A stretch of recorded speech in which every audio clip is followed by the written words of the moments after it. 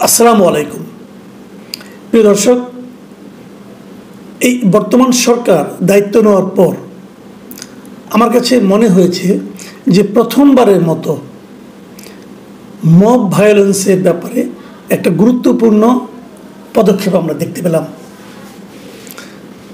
এতদিন mob violence ছিল একটা অপ্রতিরোধ্য ব্যাপার। কেউ সিদ্ধান্ত নিল মব তৈরি করবে, কোনো একটা বাড়ি, কোনো একটা স্থাপনা ভাঙচুর করবে, কাউকে পেটাবে, কাউকে অর্ধমৃত করে পুলিশের কাছে সোপর্দ করবে। এগুলো ছিল খুব স্বাভাবিক ঘটনা। এ সমস্ত ঘটনার কোনো প্রতিবাদ ছিল না, কোনো প্রতিকার ছিল না, কারো কাছে বিচার চাওয়া যেত না। যে বিচার চাইতে যাবে তাকেই ট্যাগ লাগিয়ে দেওয়া হতো যে স্বৈরাচারের দোসর। এবং এটা খুব একটা সহজ কাজ ছিল।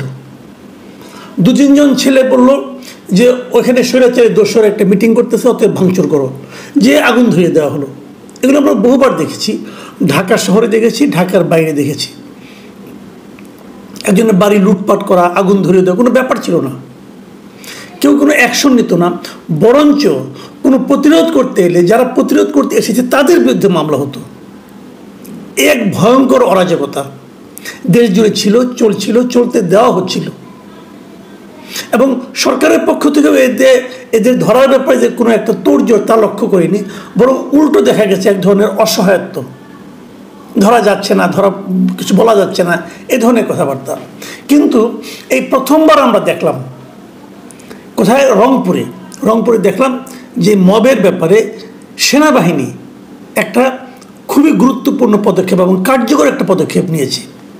আপনারা জানেন ঘটনাটা কবে ঘটেছে। ঘটনাটা গত বৃহস্পতিবার রাতে রংপুরে জাতীয় পার্টির চেয়ারম্যান জিএম কাদেরের বাড়িতে হামলা করা হয়। তার বাড়ির নাম হলো দ্য স্কাই ভিউ। সেখানে আচমকা হামলা, দরজা জানলা ভাঙচুর করা হয়। ওখানে একটা মোটর সাইকেল ছিল, তাতে আগুন ধরিয়ে দেওয়া হয়। এবং এই ঘটনাটা ঘোষণা দিয়ে কিন্তু হয়েছে তারা সেটা করবে। কেন জিএম কাদের রংপুরে এলো এটা নিয়ে তাদেরকে আসতে দেওয়া হবে না, এটা কোন আইনে পরে কেউ জানে না, কেউ কিছু বলতে পারবে না। জিএম কাদেরকে স্বৈরাচারের দোসর হিসেবে আখ্যায়িত করে তার বাড়িতে হামলাটা চালানো হলো। এর সঙ্গে বিএনপিও জড়িত ছিল বলে কেউ কেউ বলছে। বৈষম্য বিরোধী ছাত্র আন্দোলনের কিছু নেতা ছিল বলে বলা হচ্ছে। এখানে এটা একটা ভিডিও ফুটেজ পাওয়া গেছে। তো এই ভিডিও ফুটেজগুলো দেখে টেখে শনিবার দিন ওখানকার যে সেনাবাহিনী আছে, সেই সেনাবাহিনী বৈষম্য বিরোধী ছাত্র আন্দোলনের দুই নেতাকে, মহানগরের আহ্বায়ক ইমতিয়াজ আহমেদ ইমতি এবং জেলা আহ্বায়ক ইমরান আহমেদকে পায়রা চত্বরে ডেকে নিয়ে যায়। ডেকে নিয়ে তাকে জিজ্ঞাসাবাদ করে যে কেন এই ঘটনাটা ঘটলো, কে ঘটিয়েছে, এগুলো জিজ্ঞাসাবাদ করে। এই কথা শুনে আবার রাত 1:30টার দিকে নাগরিক পার্টি এনসিপির উত্তরাঞ্চলের যে মুখ্য সংগঠক সার্জিস আলম, উনি নিজেই ঘটনাস্থলে হাজির হন।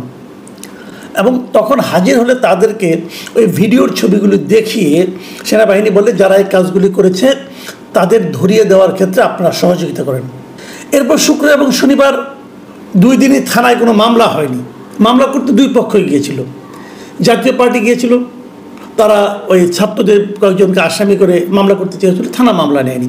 উল্টো আবার ছাত্রদের বৈষম্যবিরোধী আন্দোলন যারা আছে তারাও আবার জাতীয় পার্টির মূল নেতা জিএম কাদের, ওখানকার মেয়র যে সাবেক মেয়র, এদের সবাইকে আসামি করে তারাও একটা মামলা করতে গিয়েছিল, সেই মামলাও নেওয়া হয়নি। রবিবার দিন অবশ্য 2 দিন পর, ঘটনা 2 দিন পর দুই পক্ষের মামলায় পুলিশ নিয়েছে। আচ্ছা, এই যে নিল, তারপর কি দেখলাম আমরা?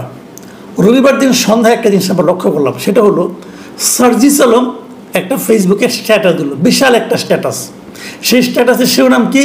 রংপুর ও আওয়ামী লীগের বি টিম জাতীয় পার্টি ইস্যু। মানে পুরো ঘটনাটাকে সে তার মতো করে বর্ণনা করে সে ফেসবুকে একটা স্ট্যাটাস দিল। এবং সেই স্ট্যাটাসে কিন্তু উনি উনাদের কর্মকাণ্ডের এক ধরনের সাফাই গাওয়া শুরু করলেন। এবং এক পর্যায়ে তিনি বললেন, তিনি যা লিখেছেন, লেখাটা আপনার শুনুন। কী বললেন? উনি বললেন, জিএম কাদেরের বাড়ির পুরনো বাইক আর সামান্য আগুন নিয়ে যাদের এত চিন্তা, তারা বিগত 9 মাসে আওয়ামী সন্ত্রাসী খুনিদের ধরতে কয়েকটা অভিযান চালিয়েছে, কতজনকে গ্রেপ্তার করেছে। এই যে কথাটা উনি লিখলেন, এই লেখাটার মূল লক্ষ্যটাকে সেনাবাহিনী, মানে যে সেনাবাহিনী ওই ঘটনার দায়ী ব্যক্তিদের ধরার জন্য ভিডিও ছবি দেখিয়ে তাদের কাছে সাহায্য চেয়েছেন এবং আগের রাতে যাদের সঙ্গে সাজিদ আলম দেখা করেছেন, কথা বলেছেন, তাদেরকে উদ্দেশ্য করে কিন্তু সাজিদ আলমের এই লেখা। তার মানে সেনাবাহিনী যে ওই লোকজনকে ধরতে চেয়েছেন এটা সাজিদ আলমের পছন্দ হয়নি। উল্টো উনি বলছেন যে জিএম কাদেরের বাড়িতে এই সামান্য আগুন, মানে একটা বাইক কিন্তু পুড়ে গেছে, কিন্তু সামান্য আগুন তার কাছে মনে হয়েছে। এই সামান্য আগুনের জন্য ওনারা আসামি ধরতে চাচ্ছেন। এরা এতদিন কিছু করেন নাই কেন? তার মানে এতদিন কিছু করেননি, মানে সাজিদ আলমের অভিযোগ দিয়ে সত্য হয়, তাহলে কি উনি পরে আর কিছু করতে পারবেন না? এই জায়গাটাতে কিন্তু সাজিদ আলমের এই বক্তব্যটা আমার কাছে খুবই খুবই আপত্তিকর মনে হয়েছে। এবং শেষ দিকে যিনি আবার বলেছেন যে বাংলাদেশ সেনাবাহিনীকে আমরা এখনও যথেষ্ট সম্মানের জায়গায় রাখি, মানে এখনও, মানে এরপরে নাও রাখতে পারি, আমরা এখনও যথেষ্ট সম্মানের জায়গা রাখি, কিন্তু ফ্যাসিবাদ বিরোধী লড়াইয়ে তাদেরও স্পষ্ট অবস্থান এবং কার্যক্রম আমরা দেখতে চাই। আমার কাছে না সাজিদ আলমের এই কথাগুলির মধ্যে এক ধরনের অধ্যত্ব আমি টের পাই। উনি নিজেদেরকে কী মনে করেন সেটাই বুঝতে পারেন। উনি একটা পলিটিক্যাল পার্টির একটা লিডার, উনি এইভাবে কথা বলতে পারেন কিনা। ফ্যাসিবাদ বিরোধী আন্দোলনটা কে করেছে? উনি একা করেছেন, আর কেউ করেনি। এদের সমস্যা হচ্ছে একটাই, এরা পুরো আন্দোলনটাকে নিজেদের সম্পত্তি হিসেবে বিবেচনা করা শুরু করেছে। তারা নিজেদেরকে অথরিটি ভাবতে শুরু করেছে।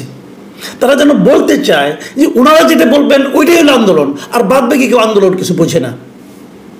সেনাবাহিনীর কী ভূমিকা ছিল এই আন্দোলনে এটা তো আমরা দেখেছি, ওনাদের কি ভূমিকা ছিল সেটাও দেখেছি। ব্যক্তিগতভাবে সাজিদ আলমের কি ভূমিকা ছিল সেটা তো ফেসবুকে গেলে অথবা সোশ্যাল মিডিয়ায় গেলে সবাই দেখে। বঙ্গবন্ধুকে নিয়ে ওনার সেই জ্বালাময়ী ভাষণ, এটা সবাই জানে। হলের সামনে দাঁড়িয়ে উনি তার ছবি টবি এগুলি সবাই জানে। বঙ্গবন্ধুর ছবির সামনে দাঁড়িয়ে এগুলি কে দেখেনি? সবই আমরা জানি। এখন উনি অথরিটি হয়ে গেছেন, এত ভালো ডারে ভাই। মধ্যে কথা হলো ওনার এই সমস্ত কথা বলার মাধ্যমে উনি কিন্তু প্রকারান্তরে মবকে এক ধরনের সাপোর্ট দিয়েছেন। যে মবকে সাপোর্ট দেওয়াটা হলো সবচেয়ে ভয়ঙ্কর একটা কাজ। আপনাদের মনে আছে কয়েকদিন আগে সেনা কর্মকর্তাদের সঙ্গে আপনার সেনাপ্রধানের একটা যে বৈঠক ছিল, সেই বৈঠকে যতটুকু খবর আমরা বাইরে পেয়েছিলাম, বিভিন্ন মাধ্যম থেকে এসেছিল, সেখানে কিন্তু মবের বিরুদ্ধে সেনাপ্রধানের একটা দৃঢ় একটা প্রতিজ্ঞার কথা প্রকাশিত হয়েছিল এবং উনি বলেছিলেন আর কোনো মব আমরা দেখতে চাই না।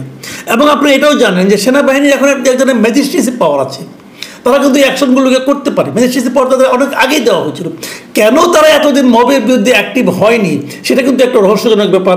এবং আমি এই বিবেচনার ওই মবের বিরুদ্ধে অ্যাক্টিভ না হওয়ার কারণে আমি কিন্তু ওই সময়ের সেনাবাহিনীর কার্যক্রমের সমালোচনা করি।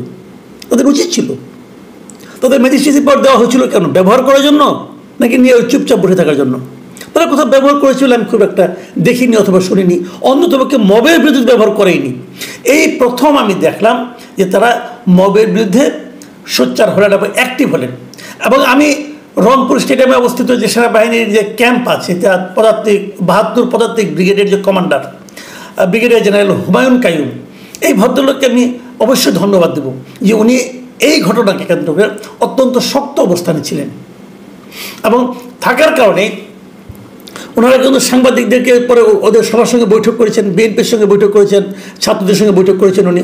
এবং বৈঠক করার পর উনি সাংবাদিকদেরকে রাতেরবেলা, রোববার রাতেরবেলা ব্রিফ করেছেন এবং ব্রিফ করে উনি যে কথাগুলি বলেছেন সেই জিনিসটা আমার কাছে খুবই গঠনমূলক কিন্তু কঠোর অবস্থান বলে মনে হয়েছে। উনি বলেছেন যে আওয়ামী লীগ, বিএনপি এবং এনসিপি লোকেরা তারা এখানে এসেছে, আমাদের সঙ্গে আলোচনা করেছে এবং তারা কী বলেছে উনি বলেছেন, শুনুন কী বলেছেন। উনি বলেছেন আমরা আনন্দিত এনসিপি ও বিএনপির প্রতিনিধিরা স্বতঃপ্রণোদিত হয়ে এখানে এসেছেন। তাদের যেসব কর্মী ও সহযোদ্ধা আবেগে হোক বা যে কোনো কারণে হোক আইন নিজের হাতে তুলে নেওয়ার চেষ্টা করেছিলেন, কিছু কর্মকাণ্ড করেছিলেন, আমরা তাদের চিহ্নিত করার সুযোগ দিয়েছিলাম। তারা নিজে থেকে এসেছেন, তারা এরকম আর কিছু করবেন না ভবিষ্যতে। আমরা আশা করব তারা তাদের রাজনৈতিক কর্মকাণ্ড যেটা নিয়মের মধ্যে পড়ে সেভাবে চালিয়ে যাবেন, কিন্তু কোনো ধরনের ভাঙচুর, কোনো কিছু নষ্ট করা, মবের মাধ্যমে অন্যায়ভাবে বাধা সৃষ্টি করা, এসব কর্মকাণ্ড শুধু রংপুরে কেন বাংলাদেশের কোথাও করার সুযোগ নেই। এই কথাটা আমি মনে করি ইম্পর্টেন্ট। মব করা যাবে না। আপনি ইচ্ছা হলো একজনকে ট্যাগ দিয়ে তাকে আপনি ভাঙচুর করবেন, এটা পারবেন না ভাই। আপনি এনসিপি হন, বৈষম্যবিরোধী ছাত্র আন্দোলনই হন, আর বিএনপি হন, আর ছাত্র দলই হন, পারবেন না। আপনাকে আইন এই এখতিয়ার দেয়নি। কাজেই আমি মনে করি আগামীতে তারা মব করার চেষ্টা করবে, জনগণের উচিত হবে সেটাকে প্রতিরোধ করে তাদেরকে নিয়ে সেনাবাহিনী হাতে তুলে দেওয়া। এবং সেনাবাহিনী এই ভূমিকা কেবল রংপুরে নয়, কেবল ৭২ পদাতিক ব্রিগেডেই নয়, আমি অন্য সকল জায়গায় যেখানে যেখানে সেনাবাহিনী আছে তাদের কাছ থেকে আমরা এ ধরনের কঠোর অবস্থান দেখতে চাই। আমি মনে করি ভাই আগামীতে একটা নির্বাচন হতে পারে, নির্বাচনে যে ইলেকশনে জিতবে সে জিতবে, কোনো সমস্যা নেই, জনগণ যাকে ভোট দেবে তারা ক্ষমতায় আসবে, এটা নিয়ে আমার কোনো আপত্তি নেই। কিন্তু তার আগে আপনি গায়ের জোরে আপনি যা ইচ্ছা তাই করবেন, এটা হবে না ভাই। দেশে আইন শৃঙ্খলা প্রতিষ্ঠা করতে হবে। আমাদের স্বরাষ্ট্রমন্ত্রী সম্ভবত এখন ঘুমিয়ে আছেন, ওনাকে নিয়ে বেশি কিছু না বলাই ভালো। কিন্তু আমি সেনাবাহিনীকে অনুরোধ করব, কে ঘুমাচ্ছে আর কে ঘুমাচ্ছে না আমরা জানি না, আপনারা যেন জেগে থাকেন। প্রিয় দর্শক, এখন এ পর্যন্তই। আল্লাহ হাফেজ।